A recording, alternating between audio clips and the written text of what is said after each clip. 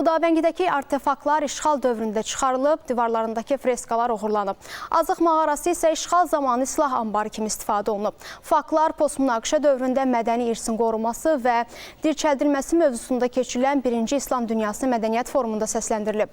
Forumda mədəni irsin qorunması, mühafizəsi və yenidən dirçəldilməsi problemləri müzakirə edilib. Həmçinin münaqişə zonalarında təhlükə altına düşən mədəni irsin qorunması istiqamətində praktiki strategiyalar diqqətə çatdırılıb.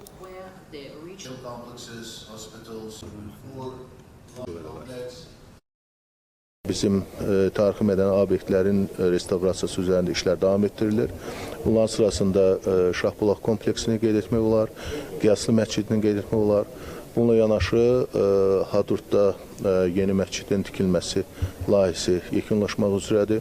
Ümumilikdə onu qeyd etmək istəyirəm ki, Xocavənd rayonunda, istər Füzuli rayonunda da belə obyektlərimiz çoxdur. İlk dəfə keçirilən bu forum çərçivəsində həm diplomatik korpusu nümayəndələri, beynəlxalq təşkilatların nümayəndələri, ekspertlər post-münaqişə dövründə mədəniyyətin dirçəldilməsi mövzusuna toxunacaqlar. Eyni zamanda münaqişələrdə mədəni abidələr, mədəni mülkiyyətin mühafizəsi məsələləri müzakirə ediləcəkdir.